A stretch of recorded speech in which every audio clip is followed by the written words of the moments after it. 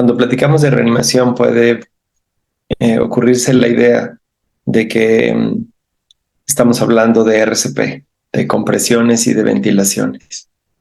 La, la RCP es la serie de técnicas y procedimientos que se llevan a cabo cuando una persona ha perdido la capacidad autónoma de respirar y de latir su corazón. Y lo que hacemos es sustituirla de una manera mecánica, externa, artificial, y si lo hacemos con toda la calidad, estamos logrando aproximadamente un 30% de la oxigenación y del gasto cardíaco del que tenemos cuando funciona nuestro organismo de manera natural bien. Eh, Cuando hacemos esta serie de charlas y lo hacemos preparándolos a ustedes en el nivel técnico para resucitar personas, nos interesa muchísimo que puedan ser eficientes, que puedan ser competentes en sus acciones, en sus procedimientos, antes de que el paciente presente paro cardiorrespiratorio. Y hay una población general en trauma y una población general en enfermos, que son las mujeres embarazadas, que pueden tener complicaciones de gravedad del embarazo, como una que se llama preeclampsia o enfermedad hipertensiva del embarazo, o eclampsia, que es una complicación y que puede ser en dos variedades, con convulsiones o sin convulsiones y con coma. Cualquiera de esas dos variedades son las de eclampsia que ustedes en algún momento de su vida profesional van a tener la oportunidad de atender. Y el capítulo del día de hoy lo vamos a utilizar como el capítulo de cierre de el contexto de reanimación, en donde he tratado en este mes y medio de compartirles un mapa mental y una manera de pensar y de integrarlo, que yo espero que ya vayan muy avanzados en eso y que les pueda servir en todas las veces que lleguen a valorar a una persona grave, eh, y puedan con este mapa ustedes hacer una visualización de qué es lo que está ocurriendo en el organismo de esa persona y cuáles son los puntos importantes en los que ustedes pueden incidir para salvarle la vida. A partir de la siguiente charla veremos exploración, abordaje sistemático, y cosas muy técnicas, mecánicas y fáciles, como el control de las hemorragias, la inmovilización de las extremidades fracturadas o luxadas. Pero eso técnicamente es muy fácil. Lo que interesa sobremanera es que puedan tener un contexto global y que sepan a qué persona resucitar, en cuál de los determinantes ustedes con seguridad, con certeza, sobre todo las personas que no tienen dirección médica, con certeza puedan tomar una buena decisión que impacte en el pronóstico de su enfermo o de su lesionado, por el mecanismo que sea. Algunas fotografías ya las han visto y servirá de repaso. Y sí les encargo que esta sesión la hagamos un poco diferente y que al final, en vez de salirse, digo, pueden hacerlo, pero bueno, es una invitación. En vez de salirse, tengan al menos una pregunta con la que podamos comenzar a interactuar y de la cual, al resolver esa duda, podamos pues aportarles algo a ustedes y a sus compañeros en equipo. En esta siguiente fotografía que veremos, el objetivo de hoy es platicar las cosas importantes que tienen que ver en la resucitación para uno de los órganos más sensibles, que es el cerebro. Es un órgano muy sensible a la falta de irrigación sanguínea o de perfusión, y es un órgano muy sensible a la falta de oxigenación o al deterioro de la oxigenación. Entonces, nuestro objetivo es analizar cuáles son los determinantes para mejorar las condiciones del cerebro en cuanto a perfusión, en cuanto a consumo de oxígeno y en cuanto a oxigenación durante toda la optimización preoperatoria. Y eso es ya pensando en que generalmente estos pacientes pueden tener requerimientos de medicina de muy alto nivel, ya sea en una unidad de cuidados intensivos o en un quirófano. Cuando uno platica de controlar el consumo de oxígeno en una persona que tiene algo como lo que hemos repasado en las semanas anteriores, estrés, cualquier causa de estrés, o sea, dolor, fracturas, agresión física, compensación por choque hipovolémico, convulsiones, alteraciones neurológicas, en fin, ese tipo de estrés. Y que el paciente requiere disminuir el consumo, estamos pensando en que de alguna manera tenemos que utilizar fármacos.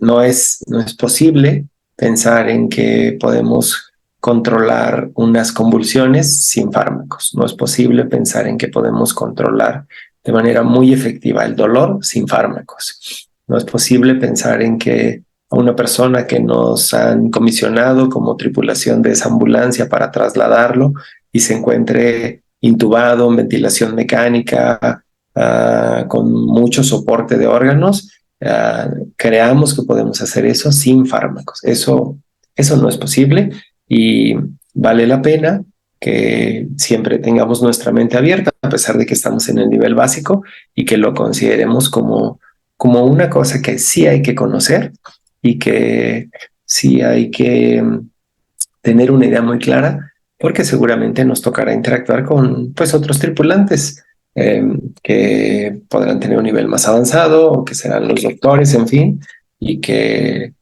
requieren de ustedes, que son los expertos en su ambulancia, en su área crítica, para que sepan dónde están las cosas, dónde están los fármacos, dónde están las bombas de infusión, dónde están los recursos con los que cuidan a sus pacientes durante los traslados. En el pasado, en el siglo pasado, vamos a pensar, en el siglo pasado los pacientes podían sujetarse y esa contención física que se hacía se creía que era una forma para mejorar su seguridad y una forma de cuidados. Se sabe que no. Se sabe que esa clase de personas que están combatiendo, haciendo esfuerzo, luchando por cambiar de posición o porque no tienen la ayuda con medicamentos necesaria, son personas que están sufriendo y que ese esfuerzo muscular consume oxígeno y que es un oxígeno que a final de cuentas genera una deuda en los órganos más sensibles, entre ellos el cerebro. En la primera columna, la que estoy señalizando donde dice compliance, esa flecha bidireccional es un margen que tenemos. Les sugiero visualizarlo así. Este rectángulo grande como columna negro tiene tres cuadritos en su interior. Uno de ellos está representando el líquido de color rojizo, otro está el amarillo está representando el parénquima cerebral, el tejido del cerebro, pero está representando la sangre. Esos tres tienen un buen equilibrio, generan en su conjunto una presión dentro del cráneo, especialmente en las personas que son niños pequeños y que ya no tienen elasticidad en el cráneo, que ya no tienen foranelas, y de ahí hacia la adulta para siempre. Eh, el, los pacientes tienen una presión intracraniana que está dada por la relación de estos tres componentes. Y si en algún punto alguno de ellos se incrementa, por ejemplo, más flujo sanguíneo, por ejemplo, algo de edema cerebral, por ejemplo, algo de hidrocefalia, este es un margen y permitirá que la presión intracraniana se mantenga dentro de la normalidad. Aquí hay una presentación como si fuera un manómetro donde marca una presión X y esta es una presión bajita. Así vamos a considerar. Tratamos de representar este dibujo. Si el paciente presenta como en la columna del centro, componente extra, para este caso pusimos sangre, como un hematoma, un sangrado dentro de la cabeza, en el interior del cráneo, que puede ser en varios lugares, pero para este momento, en esta escala, diríamos que está dentro de la cabeza.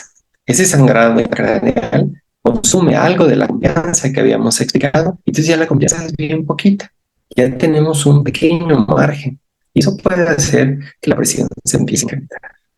Si además, como médicos o como tripulantes médicos de esta ambulancia, no cuidamos las condiciones del enfermo, desde las que mejoran el drenaje de la cabeza, como la posición semi-Fowler, hasta la oxigenación, la retención de dióxido de carbono, ayudando en la ventilación o disminuyendo el dolor o las convulsiones, en fin.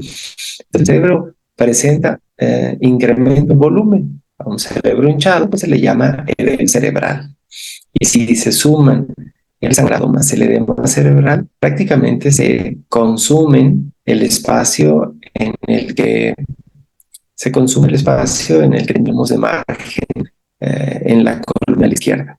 Y eso hace que otros componentes se empiezan a sacrificar, se empiezan a comprimir, y eso incrementa la presión intracraneana. PIC es la abreviatura de presión intracraneana.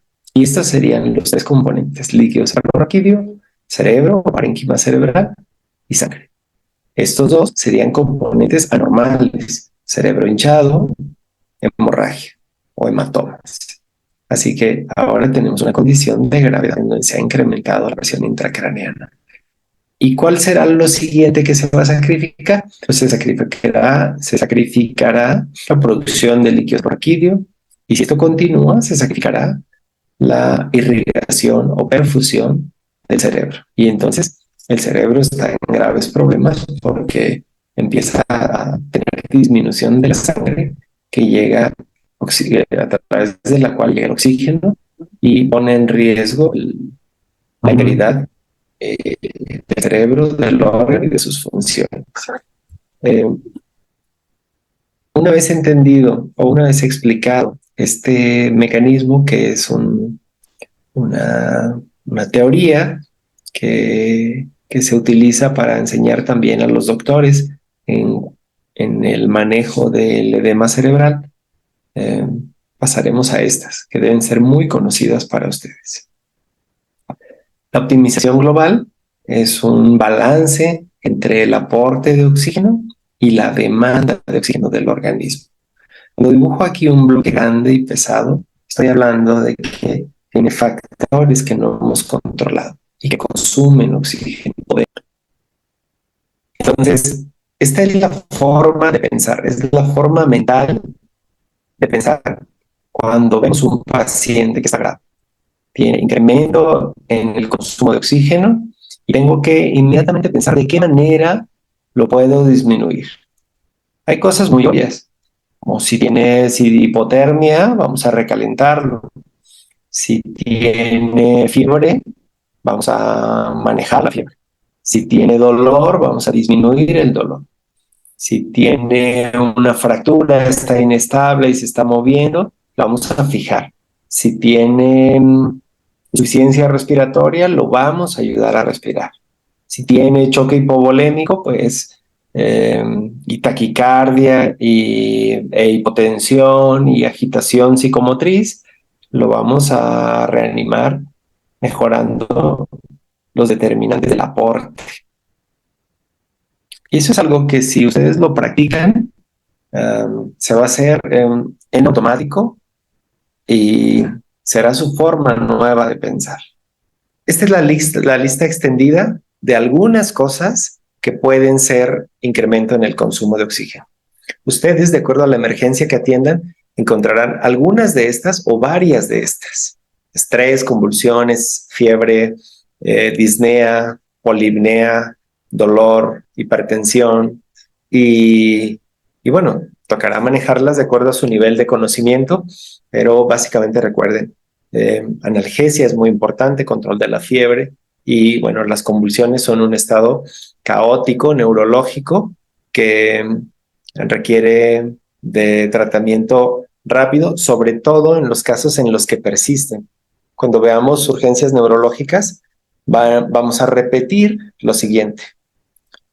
Una convulsión que se continúa con otra sin tener una recuperación neurológica completa, se le denomina estatus epiléptico. Y esa es una urgencia que pone en riesgo la integridad del cerebro. Entonces, cuando aborden a las familias o a los lesionados, es muy importante que lo investiguen de una manera dirigida.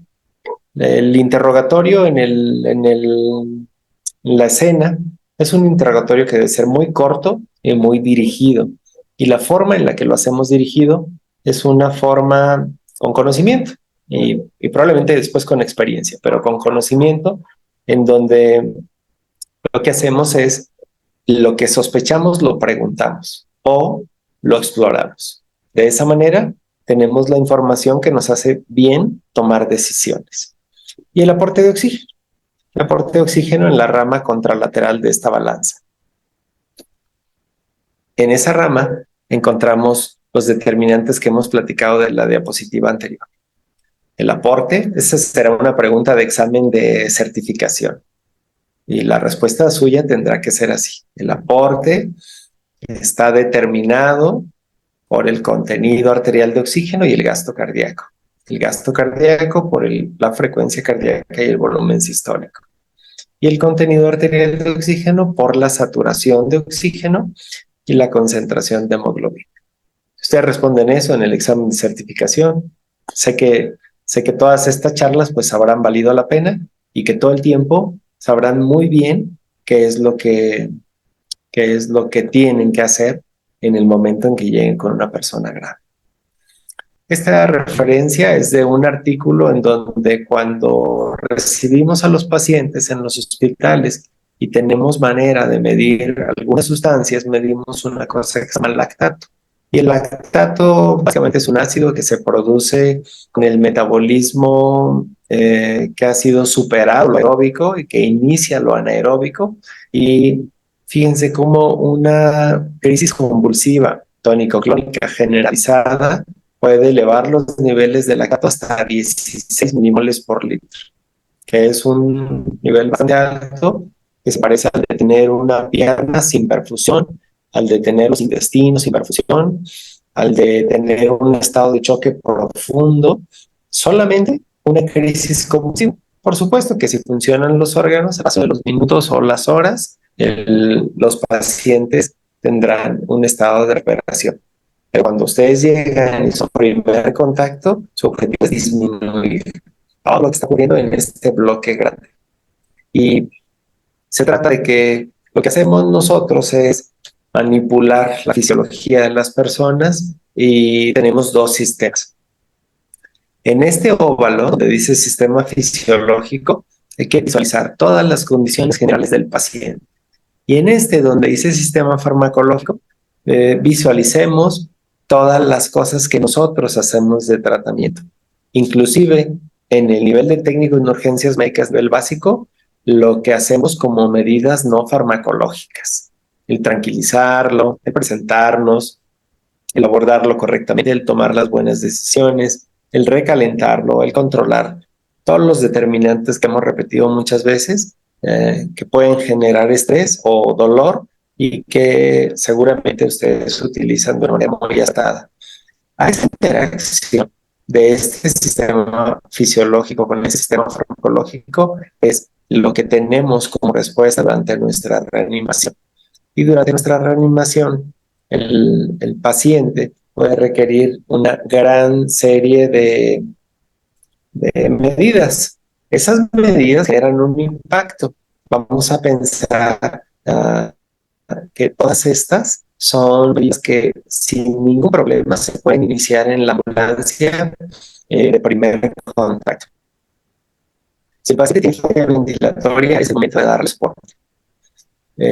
Veremos una clase completa de oxigenoterapia, pero podemos adelantar que si el paciente tiene autonomía para respirar, generalmente lo que requiere es oxígeno a flujo libre y ustedes tendrán que tomar la decisión. Hemos revisado con detalle el oxímetro de pulso, que es su herramienta con base en la cual ustedes deciden si ese paciente es susceptible de mejoría con aporte por puntas nasales o requiere mascarilla o requiere mascarilla a mayor flujo con reservorio, y si ese oxígeno les alcanza para la cantidad de pacientes que tienen y para la cantidad de tiempo que van a estar ustedes responsables del enfermo hasta que lo instalen en un hospital o llevan un relevo, otro tipo de ambulancia. Entonces ustedes toman toda esa serie de decisiones con base en la evaluación ventilatoria. Con base en lo neurológico es muy importante porque sobre todo hoy que vamos a platicar del cerebro y que incluimos aquí a las señoras embarazadas, eh, es el órgano que podría tener secuelas más rápidamente. Cuando pensamos en reanimar, las recomendaciones siempre piensen en el corazón. Y después de pensar en el corazón, piensen en el cerebro. ¿Cuál es el motivo?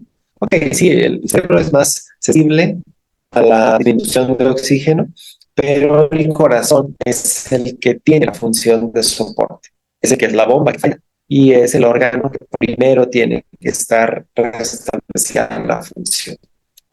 Pensando en lo neurológico, el paciente debería de tener una presión mínima, que para fines prácticos sería una de 65 milímetros de mercurio, y una oxigenación aceptable, al menos alrededor del 90%.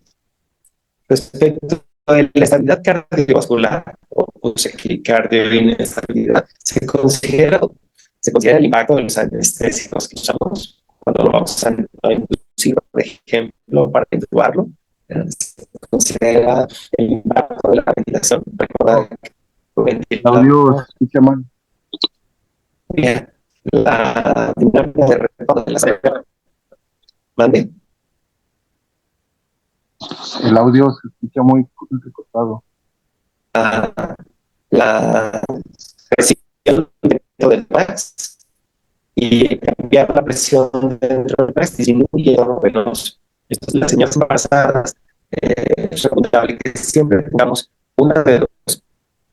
Si estamos en RCP, una persona que está haciendo el desplazamiento lateral del útero hacia la izquierda del paciente.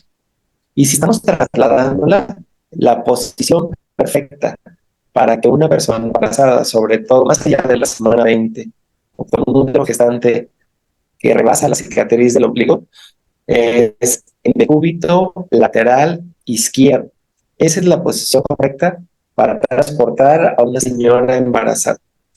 Transportarla en decúbito supino o boca arriba o sobre su espalda es una posición que le va a generar disminución por el peso del útero gestante, del retorno venoso y sensación de disnea, sensación de angina o inestabilidad hemodinámica.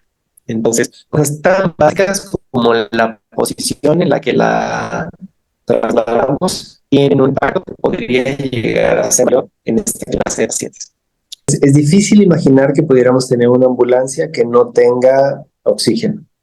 Si alguien de ustedes está laborando en una ambulancia que no tiene abasto de oxígeno, hacer el esfuerzo necesario, lo que tengan que hacer, pero no es sensato, no es correcto, no está bien, no es posible que no logren ayudar a la mayoría de los pacientes muy graves que tengan problemas de oxigenación si no tienen ese recurso en su ambulancia.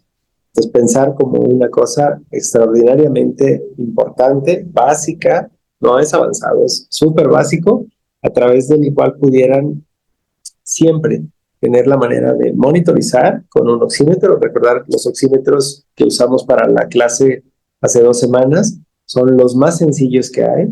Claro, también pusimos otros monitores que son muy integrales, pero los más sencillos y la medida terapéutica inicial más básica que puede hacer una persona de primer contacto ante una emergencia es evaluar la oxigenación y inmediatamente dar aporte si es que esta está fallando.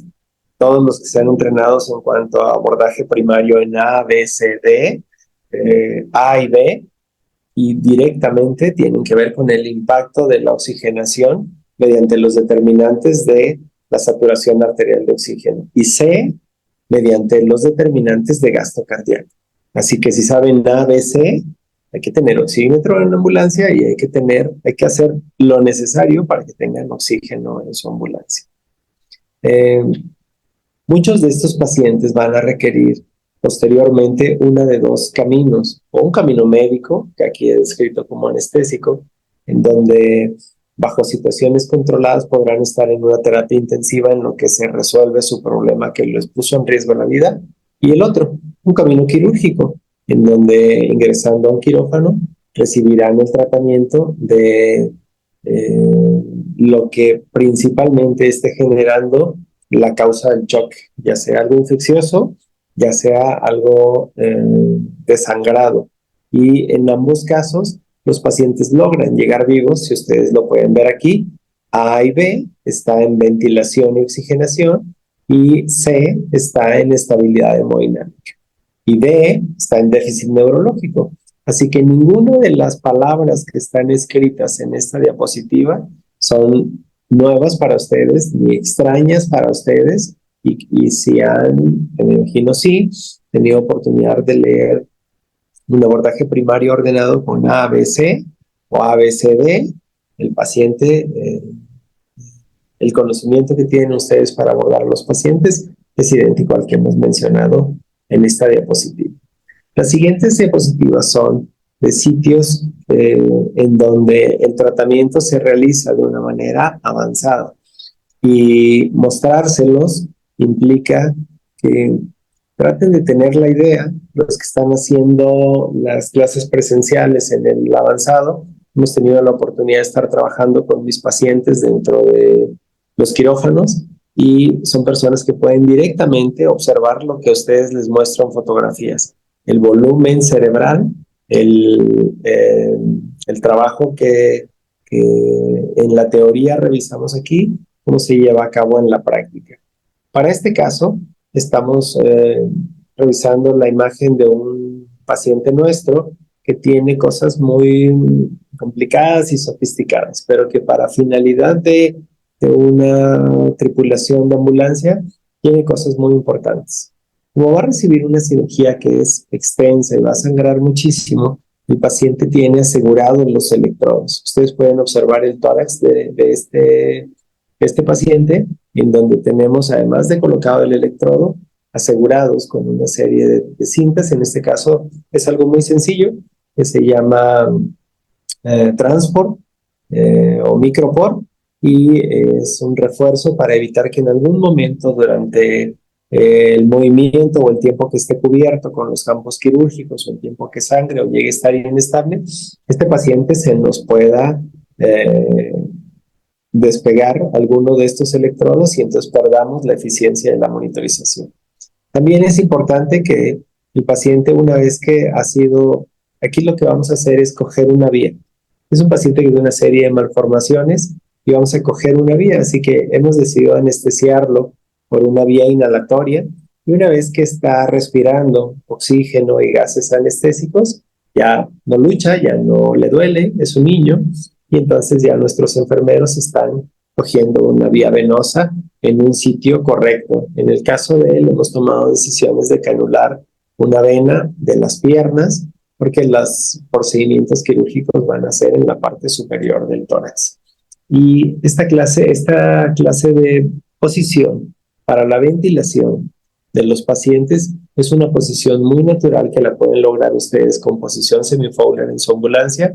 Y bueno, en los casos en que estén más limitados o hagan la atención inicial cuando todavía no estén en un carro camilla que les dé todas las posiciones, pues en una posición de rampa o de olfateo, en la que se facilite el control de la ventilación por parte suya.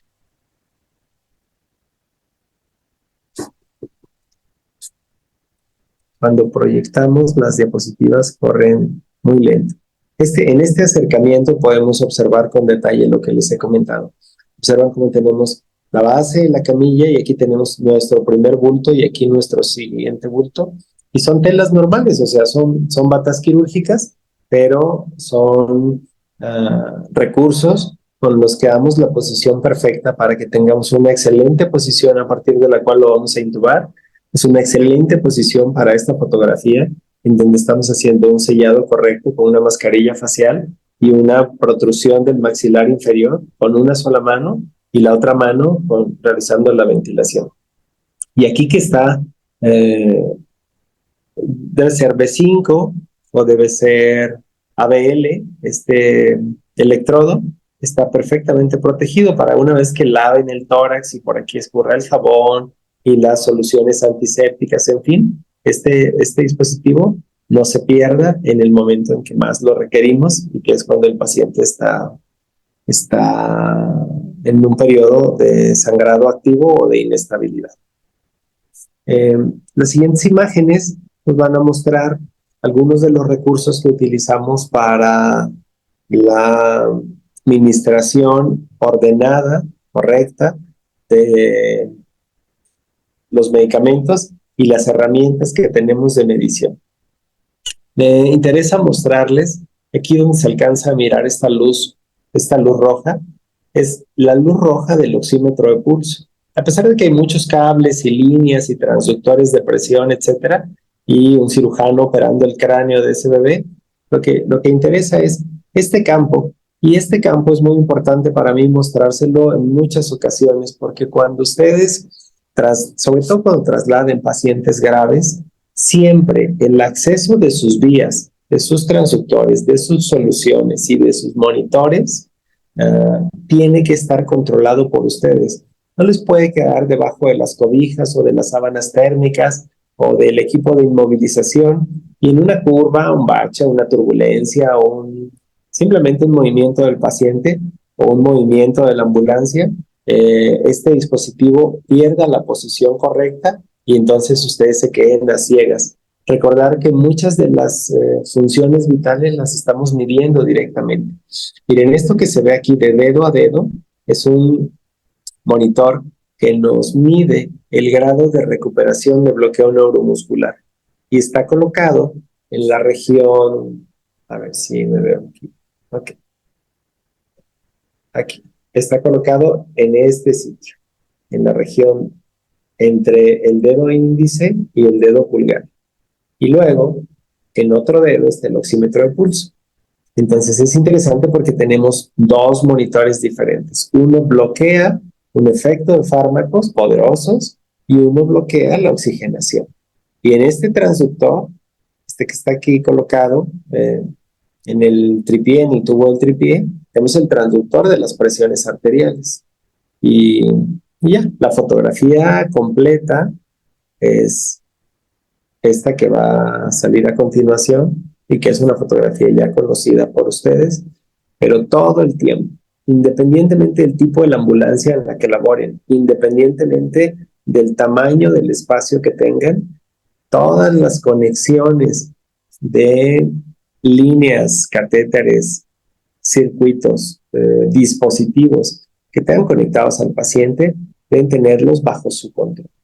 Este es un escenario, entonces el paciente está acá, no hay acceso directo a él, pero la fotografía anterior la he tomado desde debajo de este campo. Y es el sitio a través del cual, enfrente de estas bombas, en donde yo tengo acceso directo a toda la información. Por supuesto, ya a un lado, pues tengo mis monitores y lo necesario. Pero eso sería el equivalente mostrado para ustedes en una ambulancia. Cuando en la siguiente fotografía lo que vamos a observar es una imagen de un cerebro una vez que está totalmente expuesto a la atmósfera. Generalmente nos acostumbramos desde el manual básico de TUM a inferir cómo calcular la presión intracraneal. Entonces, calculamos la presión intracraneana, calculamos la presión arterial media y luego calculamos la presión de perfusión cerebral. Pero cuando lo ven así, cuando lo ven como en la siguiente fotografía que va a salir, dejan de imaginarlo. Entonces, ustedes son personas que han visto lo que no ha visto el 1% de los paramédicos del mundo. Son personas que tienen acceso a este tipo de imágenes que son tomadas en lugares muy especializados y que importa muchísimo para mí, para que no sea su conocimiento solamente de un libro. La tensión que ustedes pueden observar aquí en la superficie de este cerebro es una tensión totalmente controlada. Para un niño como estos que sangra 2 o 3 veces su volumen sanguíneo circulante, miren, para ubicarnos, este es un globo ocular, estos son los huesos, este es el hueso frontal, esta es la parte superior de las órbitas, se ha cortado la órbita de la parte temporal y se ha quitado toda la bóveda craneal.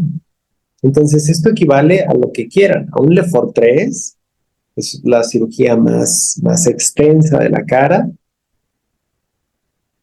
y equivale también a un trauma craneoencefálico grave, pero equivale a un paciente que está correctamente reanimado por su tripulación de paramédicos desde el momento en que llegaron con él. No lo dejaron que presentara hipoxia, no lo dejaron que se exsanguinara si se estaba exsanguinando. Y si no tenía hemorragias, no le pasaron 3 litros de suero sin sentido, que eso terminaría generando edema en este cerebro. Por eso es que ponemos fotografías de pacientes que están tan bien reanimados y tan mal reanimados. Recordarán que hay una fotografía que les mostré hace un mes de un cerebro que tenía todo el edema cerebral posible.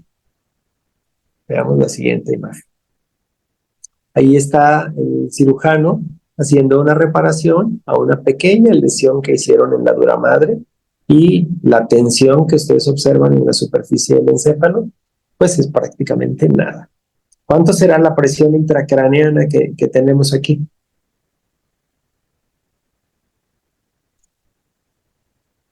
Pues está la presión atmosférica, ¿no?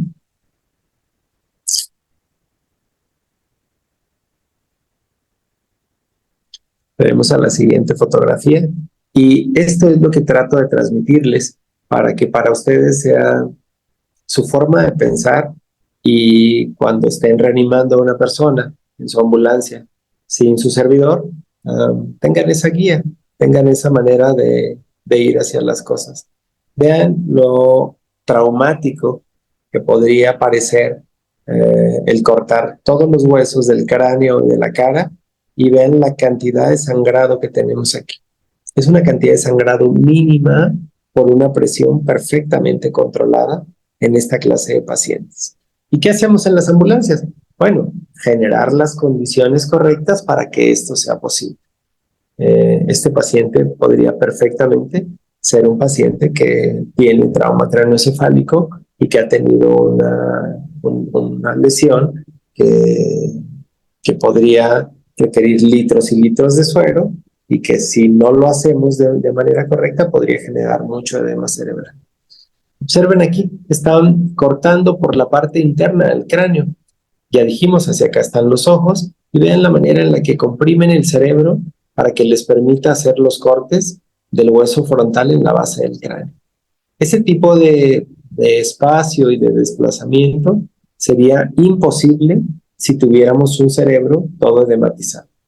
Entonces, es similar al trabajo de las siguientes fotografías, en donde los neurocirujanos intentan resolver el edema, el drenaje del líquido cefalorraquídeo y el drenaje del hematoma si el paciente ha sido reanimado incorrectamente desde el medio prehospitalario. En esta fotografía de lado se puede ver perfectamente la disminución de la tensión en la superficie. ¿Sí lo notan como que está incluso un poco apachurradito, un poco con pérdida de la tensión? Es un cerebro perfectamente reanimado, que tiene cero edema. Y entonces estamos pensando en que es un cerebro que tiene controlados todos los determinantes del consumo de oxígeno cerebral. Obviamente ese paciente no está despierto, ni está convulsionando, ni tiene dolor, ni está respirando durísimo por su cuenta.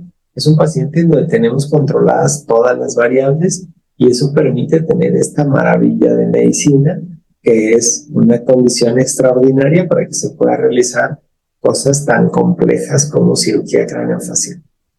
Eso traído al medio de las ambulancias es oro puro, ya que nos da la idea del esquema que hemos repasado todo el mes, como es factible si controlamos todos los determinantes del consumo y los determinantes del aporte, tener una condición de un órgano que es el más sensible de todo el cuerpo a la disminución de oxígeno y a la disminución de perfusión para que pueda ser correctamente operado y correctamente reanimado.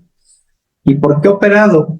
Bueno, porque casi todos los pacientes que ustedes trasladen a sus hospitales con trauma craneoencefálico serán pacientes quirúrgicos de NEO.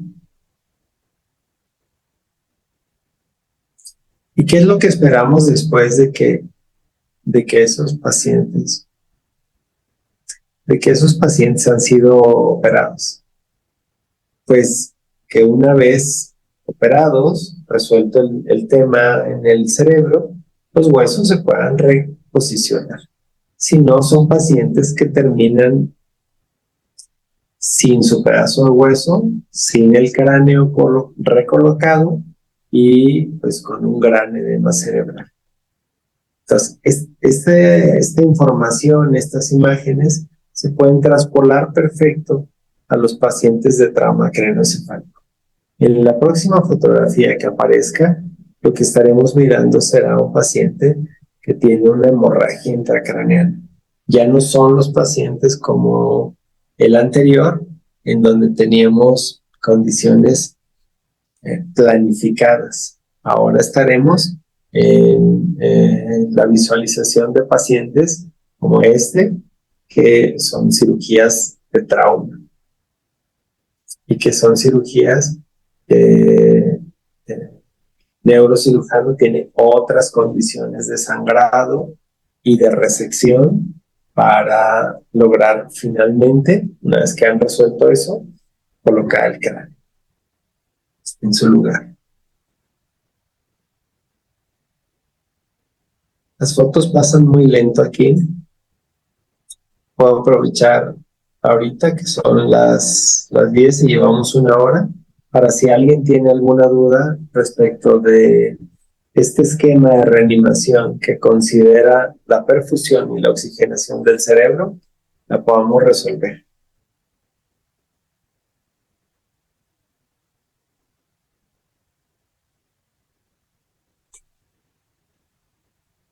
Adelante, Alfredo. Doctor, buenas noches. Disculpe, ¿qué cantidad de oxígeno recomendaría usted para un paciente con TC? ¿Qué cantidad recomendaría con mascarilla y qué cantidad con puntas nasales? La necesaria para que tu oxímetro marque 90 minutos. Ok, es que bueno, tenía la duda porque antes pues recomendaban creo que lo máximo hasta 15 litros por minuto, después ya creo que no era aprovechable, ¿no? O no sé si estoy muy atrasado. ¿Sí? No, todo lo que te han enseñado es correcto. Tú acuérdate que lo que sabes está bien y lo que estamos repasando aquí es algo que te debe servir más.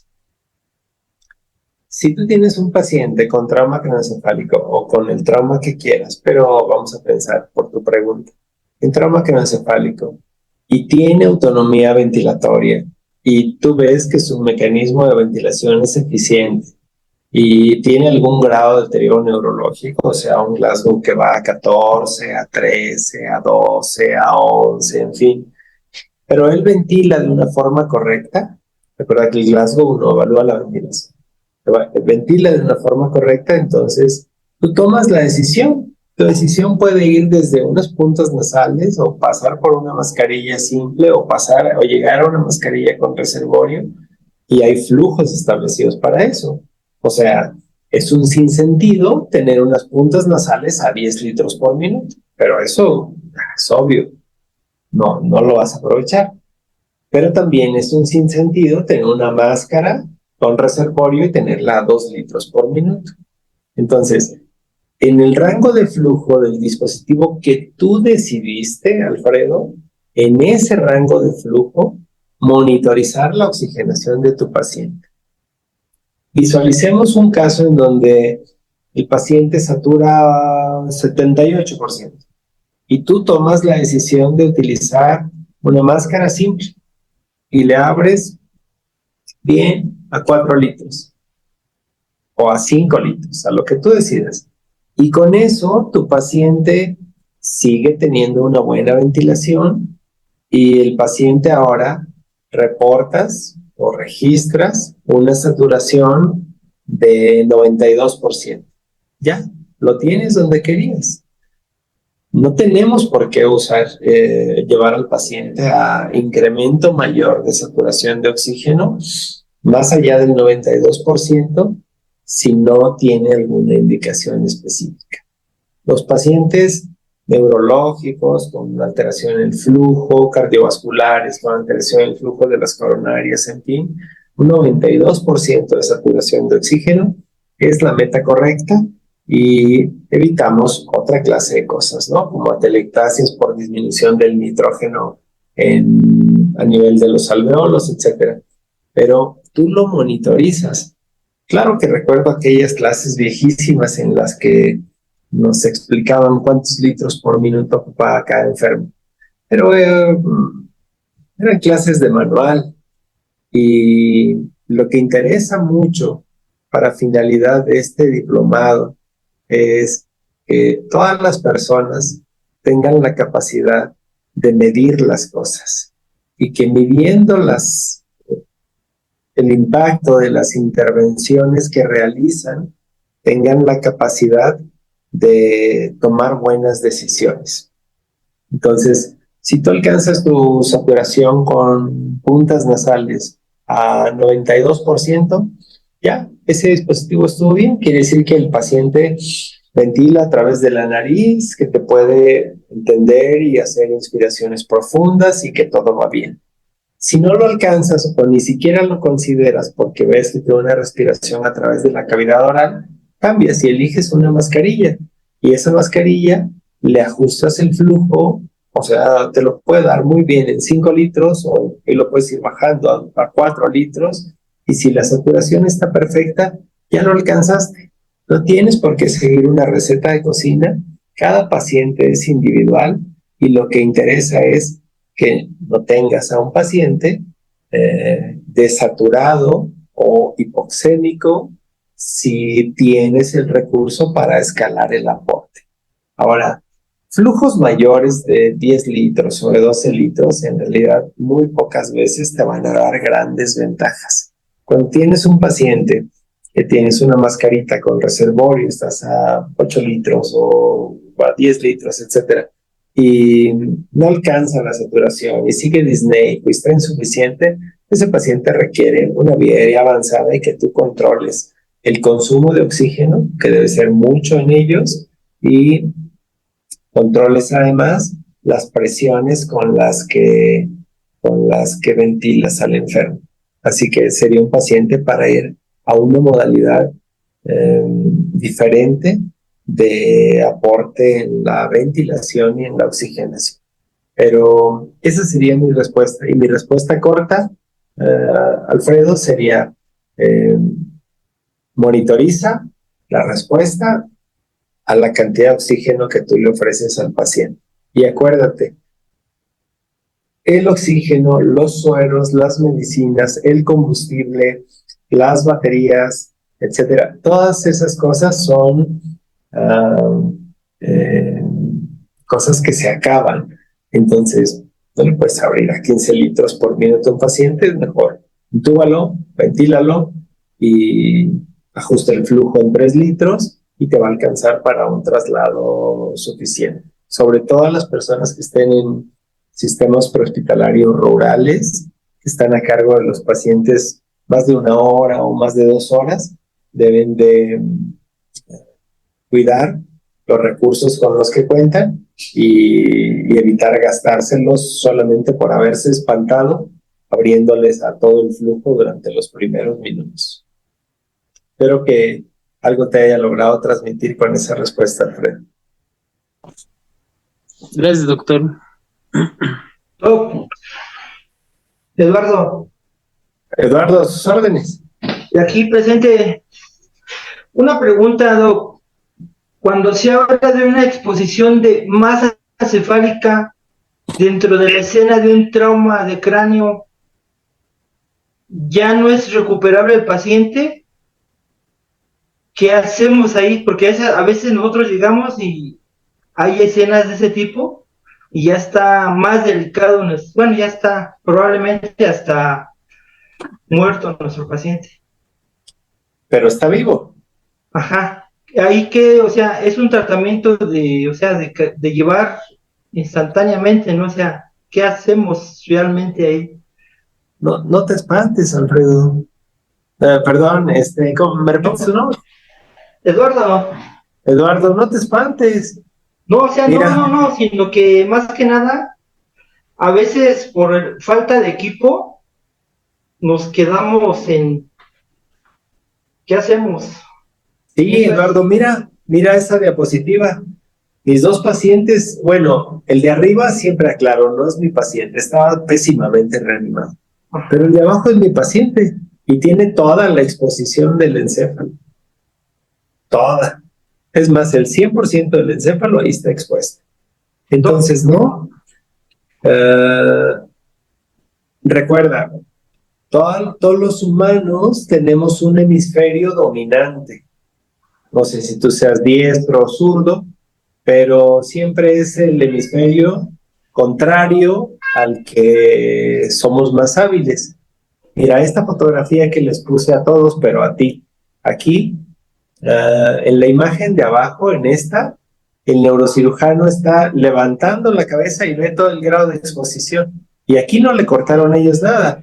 O sea, aquí lo intubé, le protegí los ojos, lo anestesié, lo puse boca abajo, lo metimos en los pinchos y hasta en el marco, le rasuraron la cabeza, pero este corte, que es este mismo de aquí, se lo hizo con la plataforma de una grúa. Fue un choque por alcance. Entonces, imagínate tú que los paramédicos que llegaron y vieron todo el encéfalo expuesto, habrían decidido no trasladarlo o simplemente correr con él o malas condiciones, lo más seguro es que a mí me hubiera llegado casi muerto o sin cerebro. Y entonces pues, estaría en malas condiciones. Es cierto que muchos de los que yo les trato de mostrar aquí es con mucho recurso, pero no lo tomen mal. Yo de hecho lo que deseo es que ustedes conozcan más y que sepan lo que hay. Obviamente no hay de esto en todos los hospitales, pero ustedes den su mejor trabajo, hagan su mejor reanimación prehospitalaria, trasladen con lo mejor que saben hacer y estos pacientes llegarán a donde haya buenos doctores en las mejores condiciones posibles. Y todos estos que les muestro son personas que, no sé ahora, pero siguieron vivos, se pudieron extubar, despertar, regresaron con su familia, etcétera, y no terminó ahí su vida. Y les aseguro que hay muchas personas de estas que si no recibieran la reanimación prehospitalaria correcta, de ninguna forma llegarían a un hospital en buenas condiciones. Probablemente ni entrarían a quirófano. Entonces, mi respuesta para ti sería, ok, si no tienes nada, bueno, pues trasladarlo sin demora. Pero si tienes manera, este paciente debería ser, imagínate que está en hipovolemia, entonces debería ser un paciente que recibe la restitución correcta. Si lo que sangró es solamente del escalpe y no ha sangrado más de medio litro, más de 1 litro, y tú ves que la hipovolemia no es el principal componente, entonces no sobre reanimarlo para no generar edema en el cerebro y que los neurocirujanos, una vez que destapen aquí, limpien, laven, hagan la hemostasia quirúrgica, etcétera, pues tengan las condiciones para que ese paciente se pueda volver a tapar el cráneo, el encéfalo, y, y que la cirugía se haga completa. Esa es la respuesta. Con base en tus recursos, traten todos, por favor, de hacer lo mejor posible. Si el paciente requiere reanimación con volumen, porque está hipotenso, mal perfundido, neurológicamente mal, requiere volumen. Hemos platicado toda la semana pasada sobre las soluciones isotónicas y creo que en este momento ya nos queda claro. No abusar, no utilizar soluciones glucosadas que son de un tono menor y que generarían aquí muchísimo edema cerebral. Utilizar soluciones como la salina o la solución Harman, que tiene una tonicidad menor, eso seguro ya se la aprendieron de memoria, pero si no, solución salina es la solución correcta, y solo restituir lo que les sirva a ustedes para mejorar la frecuencia cardíaca y la presión arterial. Y la presión arterial que requiere una persona que tiene daño orgánico grave es, una vez que hemos controlado los determinantes del consumo, es 65 milímetros de mercurio. Y ya la saben sacar. En las primeras clases nos dedicábamos a eso, es la presión arterial diastólica más 1/3 de la presión del pulso. La presión del pulso es la diferencial entre la sistólica y la diastólica. Entonces ustedes suman la presión de abajo con 1/3 de la diferencial y les da 65, ya tienen la presión correcta. Y eso puede ser un 90-50, no tiene que ser un 120-80. Entonces tal vez el resto de litros de suero ya no se los necesitamos pasar a los pacientes en nuestra ambulancia. Entonces, exposición de tejido encefálico o de masa encefálica, si el paciente tiene funciones autónomas como respiración, no se ve que tenga otra lesión exsanguinante, no lo consideren como incompatible con la vida y no sean así, no dejen a una persona abandonada en la escena hasta que agonice y fallezca. Son personas que con el nivel que hay actualmente de medicina, pues son susceptibles de recibir una reanimación correcta y eso sí decidan llevarlo al hospital correcto. No solo porque sea el más cercano, el hospital municipal, etcétera, va a ser el hospital correcto. Llévenlo a un centro de trauma, llévenlo a un sitio donde tengan la capacidad de operarlo, ya sea por los neurocirujanos, por los cirujanos generales, que tengan banco de sangre, que tengan terapia intensiva, para que esos pacientes graves sobrevivan. Recuerden, siempre insisto, los pacientes que no están graves, esos, aunque se vayan en un taxi, esos ni siquiera justifican la salida de la ambulancia. Pero los pacientes graves son estos en los que dedicamos nosotros nuestro tiempo, como lo que hacemos en estas noches, y pensamos, y aprendemos, y estudiamos de una manera que estas personas se beneficien de su entrenamiento. Yo estoy convencido de que una reanimación correcta que genera un puente entre la gravedad del paciente y la posibilidad de atención definitiva es lo que hace la muerte prevenible.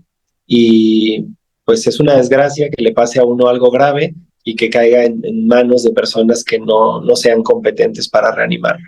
Entonces yo esperaría que todas estas noches de nuestras vidas, pues el resultado sea un equipo de personas que sean muy, muy pensantes, muy integradoras y muy capaces de tomar buenas decisiones siempre que reanimen enfermos graves. Los no graves, la verdad, no me interesan tanto. Los graves son las personas que se van a salvar si ustedes lo reaniman bien.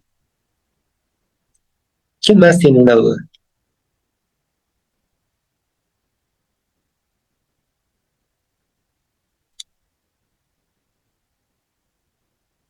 Acuérdense, cualquier horario después de las 10 en nuestras reuniones ya son para las dudas.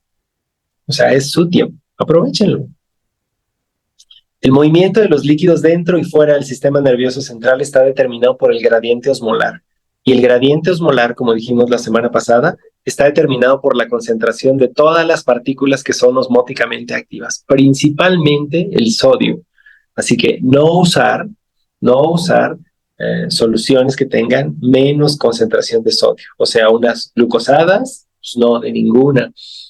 Mixtas, pues no, porque la mitad es agua, o sea, donde va la glucosa, y la mitad tiene electrolitos. Entonces, no, de ninguna manera.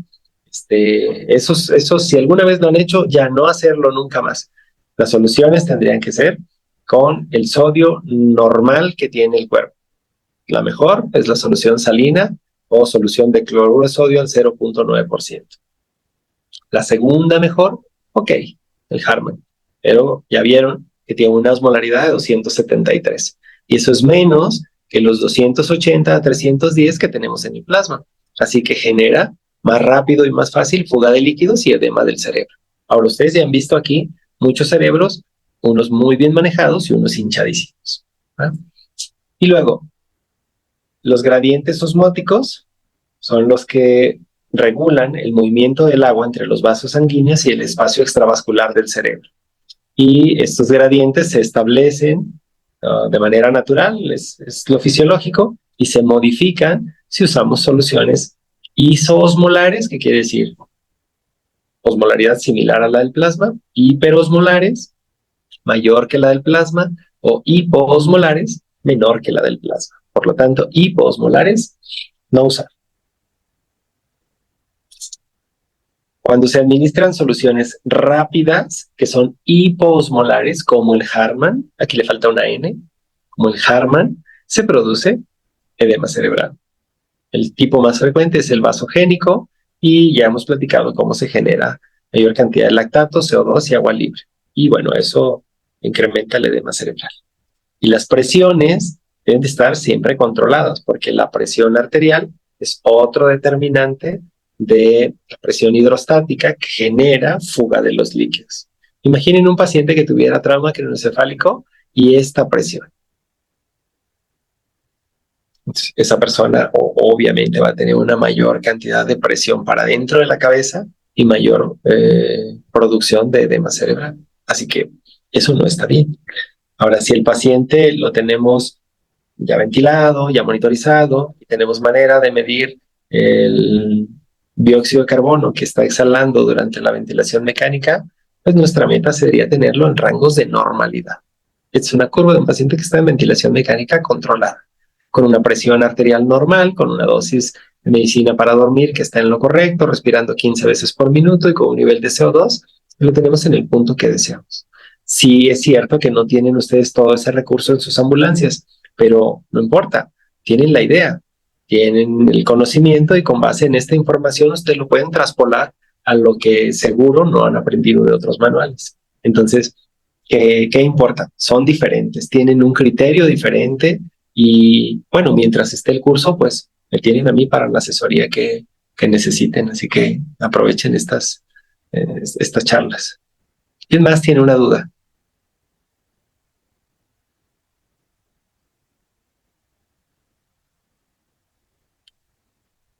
Un día voy a voltear a la lista que está aquí y les voy a preguntar, van a ver. Hoy no, pero un día tal vez. A lo mejor el día de su graduación. No lo desaprovechen. Y en esta fotografía es muy interesante, porque hemos platicado de reanimar con soluciones cristaloides o isotónicas y muchas de las cosas que ustedes no pueden medir, en realidad se miden siempre y medimos todo. El trazo del corazón, la presión de la sangre en las venas, la presión de la sangre en las arterias, el nivel de gases que se respiran, la presión arterial no invasiva, la que se pone con un baumanómetro, la distensibilidad de los pulmones, la recuperación del bloqueo neuromuscular, unos medicamentos que hacen que los músculos no se contraigan. Esta es una línea arterial colocada así de urgencia. Véanla cómo está ahí fija con telita adhesiva. Aquí medimos todo lo que siempre les explico y les explico, que es el gasto cardíaco, el volumen sistólico, la variabilidad que tiene, el volumen de sangre expulsado en cada latido como respuesta al efecto que tiene por el ventilador el paciente y le damos soporte a todos los órganos y le ponemos sangre y le ponemos sueros, mientras otros, estos que están aquí, pues lo operan y le resuelven su problema, ¿no? Su problema quirúrgico. Pero nosotros nos encargamos de mantenerlo vivo y eso es lo que trato de transmitirles a ustedes. Ustedes, aunque no tengan todo este recurso, si lo integran de una forma correcta, y además con la experiencia de lo que les muestro, ustedes van a poder muy bien tomar las mejores decisiones. Yo les aseguro que los que están en ambulancia ahorita seguro están reanimando mejor que hace un mes. Y esa confianza la deben de tener de esa certeza, ya que no los estamos enviando a leer un montón de tratados y de artículos y de cosas. Pero sí, esta hora de las 10 a las 11, mi forma personal de conocer las cosas, sí la desaprovechan porque no sacan sus preguntas. Espero que los haya motivado, así que pregunten.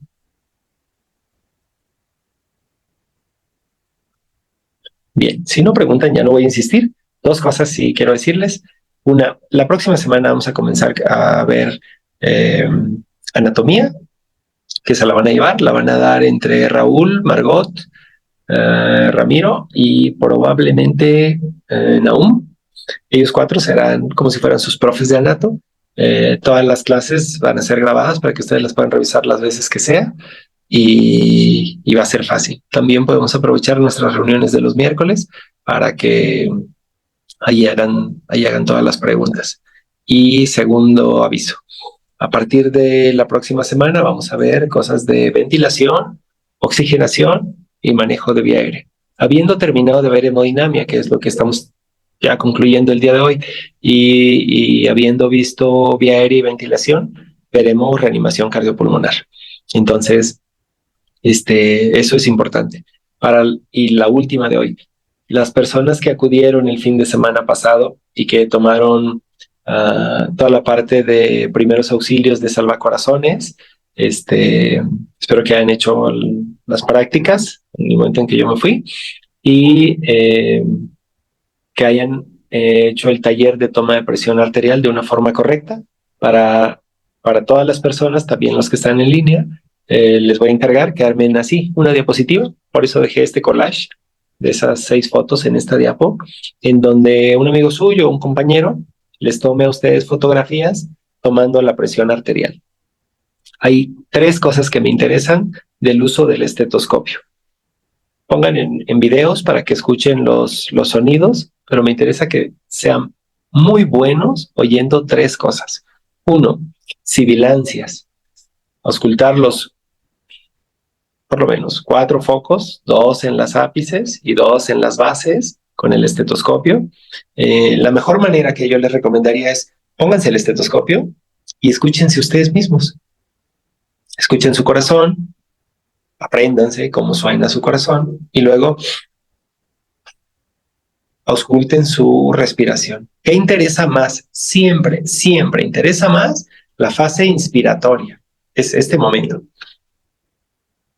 Esa es la que más interesa. Claro, hay que escuchar la fase de exhalación, pero 90% interesa la fase de inspiración. Entonces, siempre la exploración, recordar, es simétrica, es comparativa, lo veremos con detalle en la exploración física, pero escuchen ápices y bases pulmonares. Y de ahí me interesa 2 ruidos, sibilancias y estertores. O sea, escuchen lo normal para que después sepan cuándo no es normal. Pero sibilancias y estertores les encargo que revisen audios de la fuente que sea. Puede ser en el YouTube, puede ser en donde ustedes quieran. Sibilancias y estertores. Y me interesa que escuchen muchas versiones del ritmo de galope. El ritmo de galope, que lo puedan auscultar ustedes enfrente del corazón, es muy importante para cuando les toque explorar personas con falla cardíaca. Las personas que tienen enfermedad del corazón y hacen un tercer ruido, se llama S3, ya lo veremos con detalle, y que se parece al galope. Voy a tratar de hacerlo, no sé si ustedes lo van a escuchar bien o no. Como si galopara un caballo.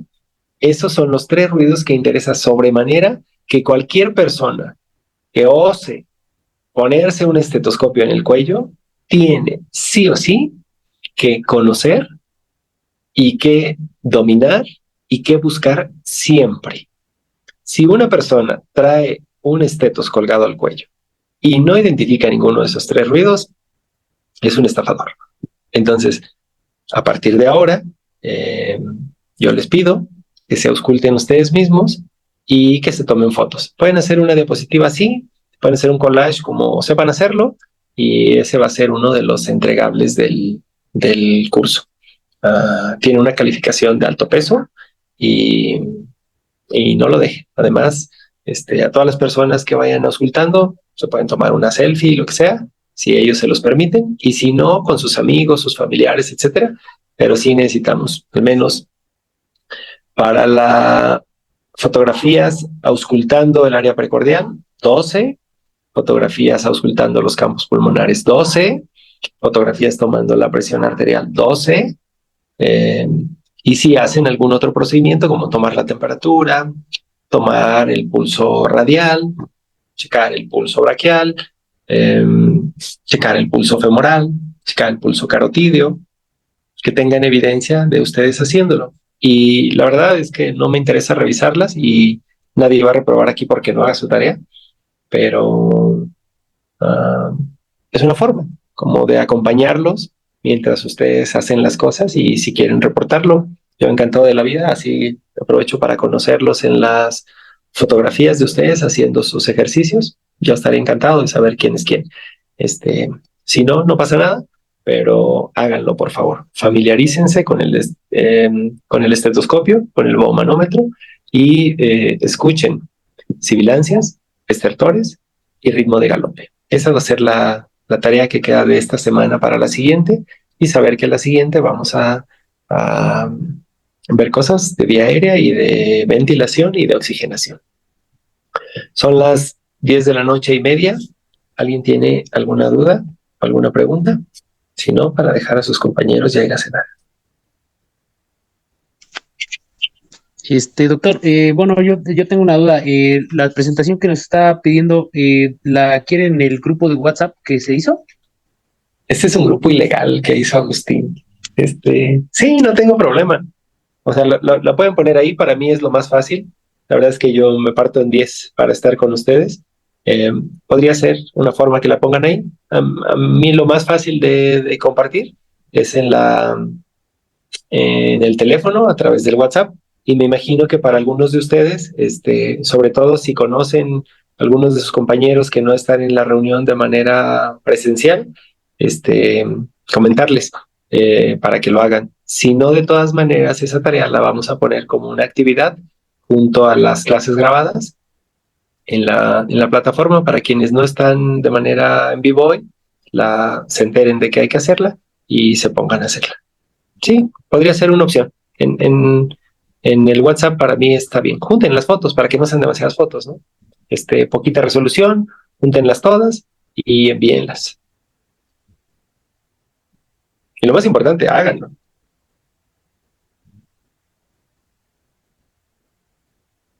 Bien. ¿Alguien más que tenga una duda?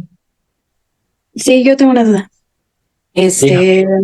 En un paciente donde ya tenemos lo que es el edema cerebral y ya maneja cifras elevadas en cuestión de la presión, ¿cuál sería el manejo adecuado para el control de la presión?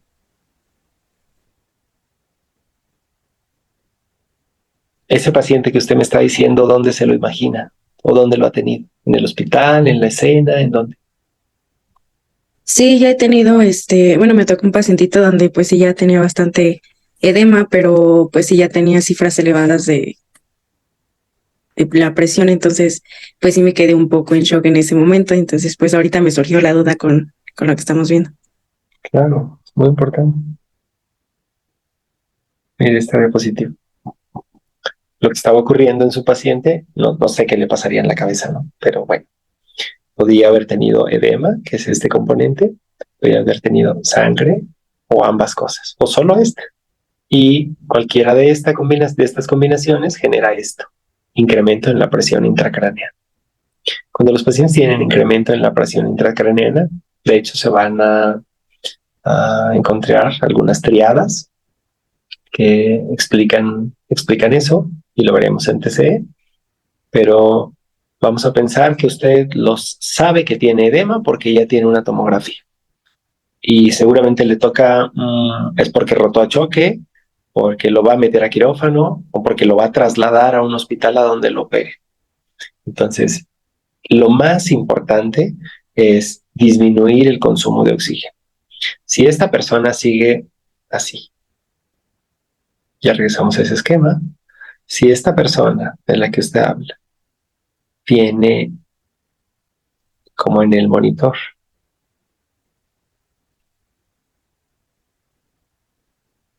Esto, descontrol de la presión arterial, tiene entonces todos los componentes para que todas las cosas se empeoren.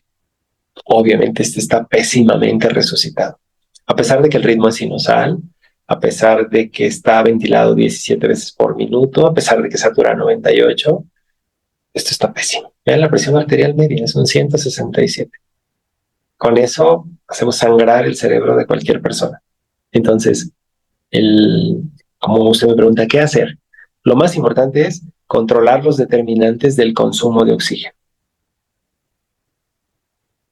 Nuestro mapa, que hemos repasado hasta el cansancio, aplica si lo dominamos y lo llevamos a la vida real.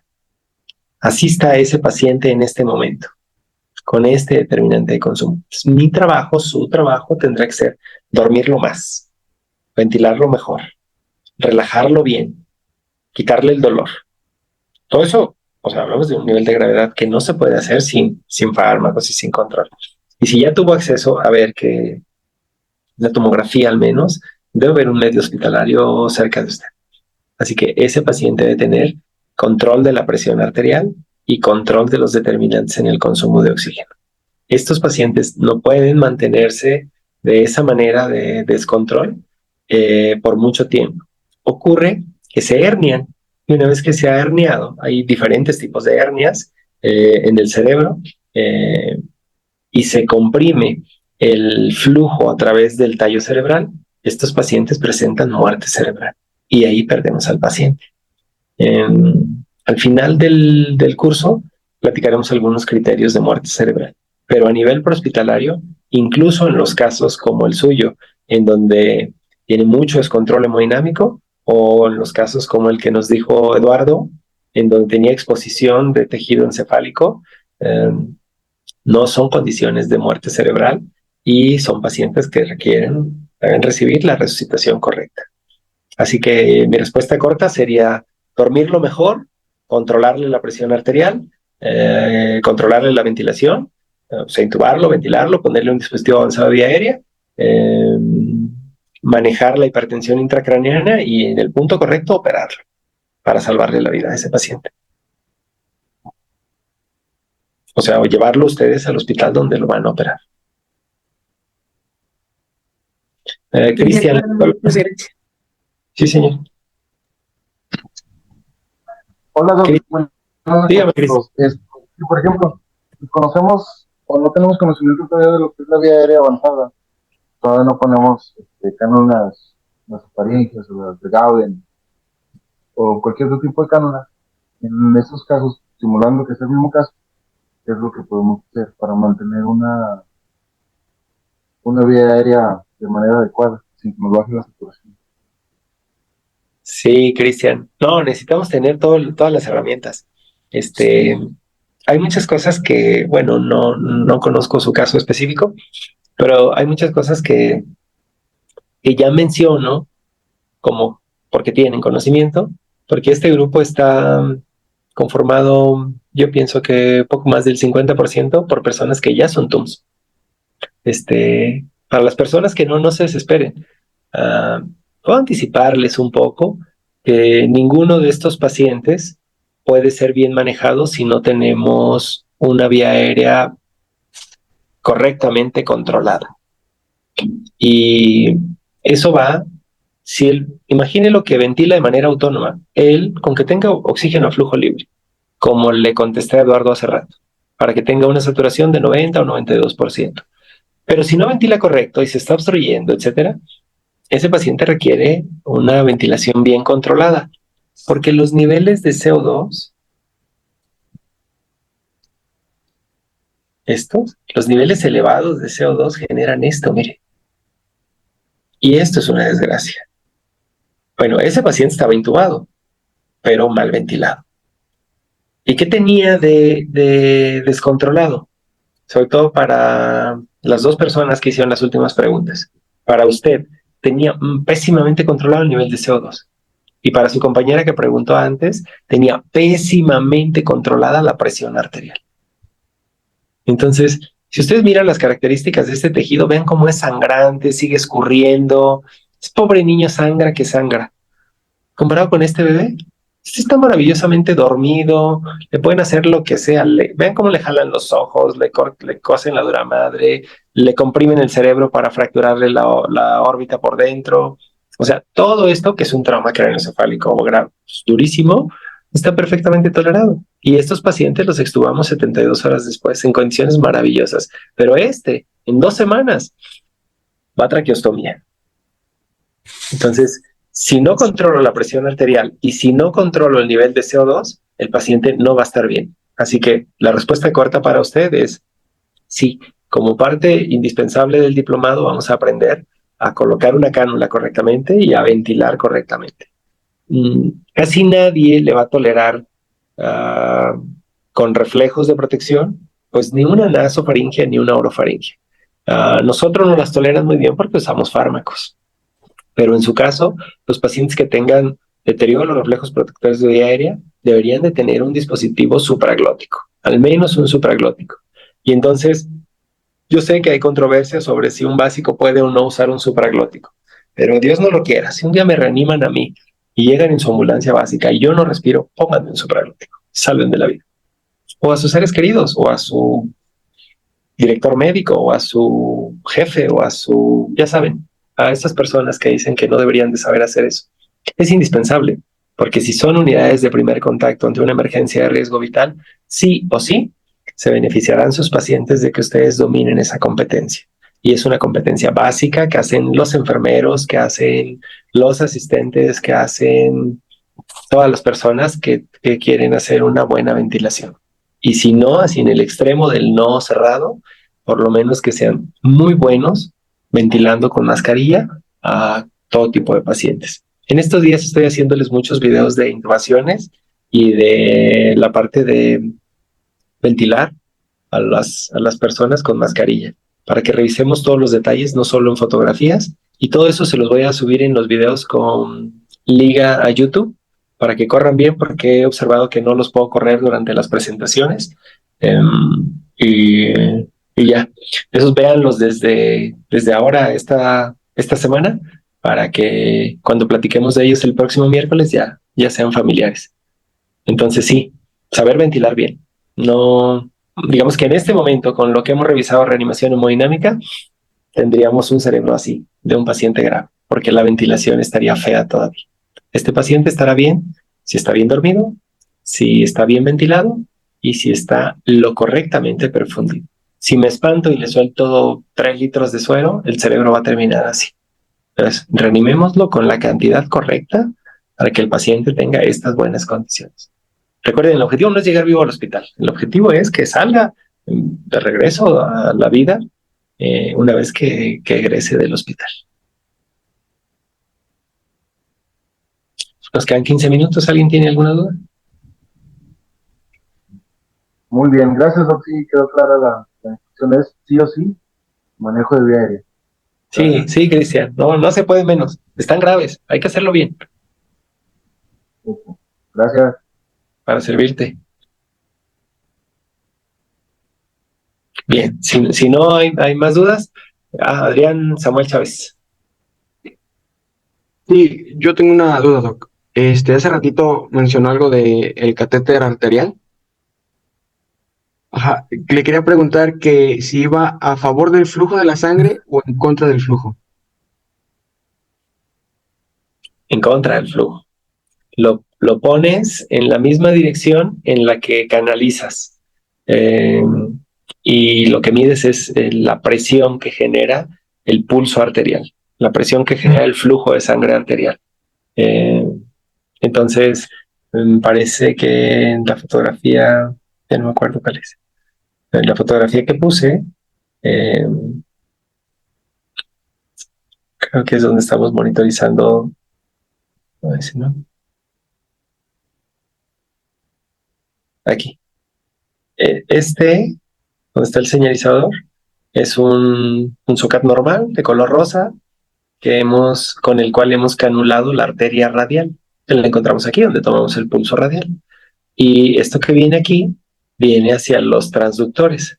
Los transductores son como los que les mostré en la fotografía del quirófano, en donde una vez calibrados nos dan esta imagen, que es la presión más alta y la presión más baja. Y todo se estudia, ¿no? La forma, la variabilidad, en fin. Pero miren cómo es muy, muy ilustrativo. Aquí tenemos la presión arterial invasiva, que dice 135/64, y aquí tenemos la presión arterial no invasiva, que dice 136/84. Entonces, en términos generales, pues se parece. Así que sí, la ponemos de la misma manera, de distal a proximal, como canalizas una vena. Y entonces sería viendo hacia el flujo. El flujo, recuerda que viene del corazón hacia la periferia, y tú canulas la vena hacia proximal. La arteria, igual que canulas las venas. Gracias, Doc. Sí, para servirte. Bueno, revisen videos, repásenlos. Les pediría, si alguien tiene duda con el material que les he puesto para checar la presión arterial, si todavía cuando colocan un baumanómetro se les abre así cuando le ponen la presión, cualquier cosa que tuvieran de dudas, la próxima semana, en el horario de 10 a 11, ahí aprovechamos. Y el objetivo es que lo técnico lo vayan dominando. Esto